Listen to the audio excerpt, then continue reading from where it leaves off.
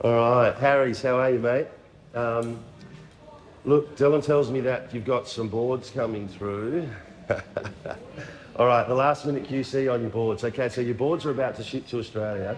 And yeah, I just got back from a week surf contest, so I just walked in the door looking refreshed and like sunburned.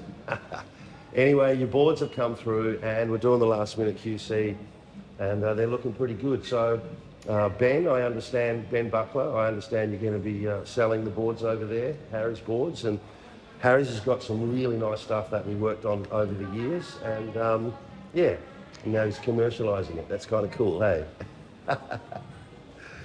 You can cut that bit if you want. Let's go have a look at some boards. Yep, all right. Yeah, so now we're just cruising through to the back of the factory and, well, where it all happens, actually. And, yeah, skunk works back here. Harriespro.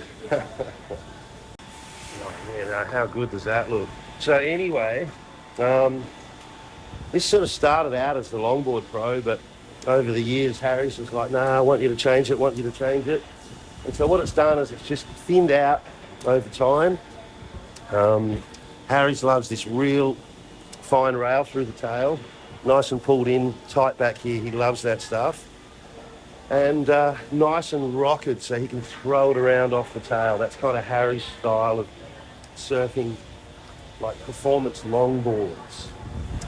And yeah, so I love this stuff, Harries, because I mean, this is exactly the sort of boards that I like to ride, as far as a board that catches waves super easy, because it's a long board, but it's light and rocket, so it surfs like shortboard.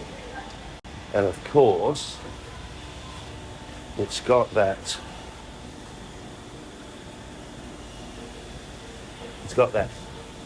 magic flex that Sunova's have.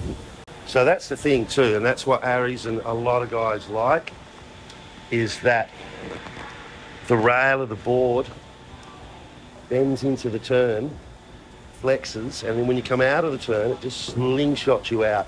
So it's perfect for like shifty beaches and spontaneous manoeuvres, and especially when you're riding something as big as this, you want it to be as light and as sensitive as possible. Yeah, so look, I love this board and what it became over the years. So I see the other thing too that you've done over recently, Harries, is switched over to the FCS 2. So look, it seems like this is a sensible way to go, as FCS 1 fins still go in them and they're also still available in various locations. So I'm okay with it, for sure. Still going to work. Yeah, that's it. All right, so that's the Harriespro. And look, the other one is right there.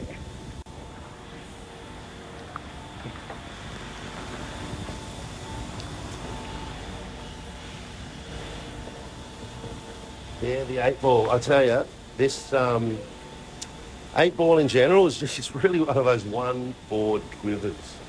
Yeah, I remember one time years back doing a surf trip, I had 6 boards with me, but I had this little vehicle and we could only get one board each day from the location to the surf break, and I didn't know which board to bring. And it turns out that the 8-footer was the only one that was practical, because if it was small, I could still ride it, and it was still small enough to be able to throw around a bit like a short board and grovel into small waves.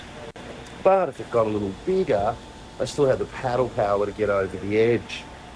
And then with the pulled-in tail, you could sort of drive into a deeper pocket with it at speed. And so this board just became like a one-board quiver, and it can be. So that's where the 8-ball was good. Yeah, this board does have a nice flow to it, I gotta say. And so what you've done too with the FCS going for the 5-fin setup, yeah, that's fine. Look, it's a performance board, and honestly, there are times where a quad's your option. There's other times where a thrust is your option. I mean, excuse me. There's even times where someone might want to ride it as a twin, but that could be a slippery little sucker. Yeah, I suppose if you rode this as a 20, you'd want some giant fins, I reckon. But yeah, there's a bit of fin versatility there too. Yeah. So yeah, good all-rounder. It's going to keep going when the waves are soft. It's sort of still going to handle the juice. And the rocker, now we just have a nice, clean, even, flat curve.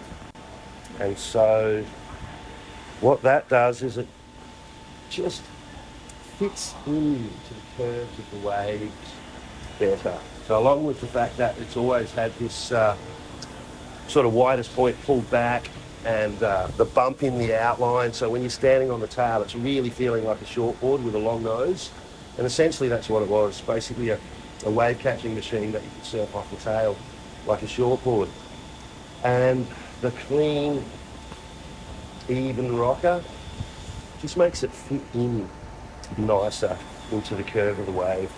And it's just got your typical performance shortboard rails, low profile, slice through the water nicely, tucked under hard edge in the tail. So it's really just a performance board with paddle power.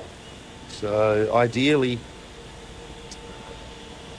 perfect for someone like Harries, like an aging.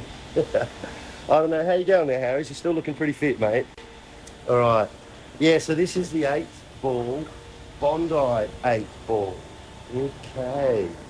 Yeah, this one feels nice, man. So I don't know which one's going to you personally, but I think this actual one caught my attention.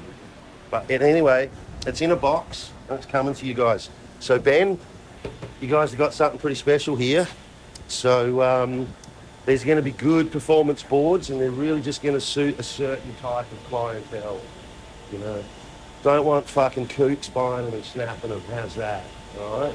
We need good quality surfers who know how to rip, buy this stuff. So, Harries, make sure your most important mates get the first ones, okay?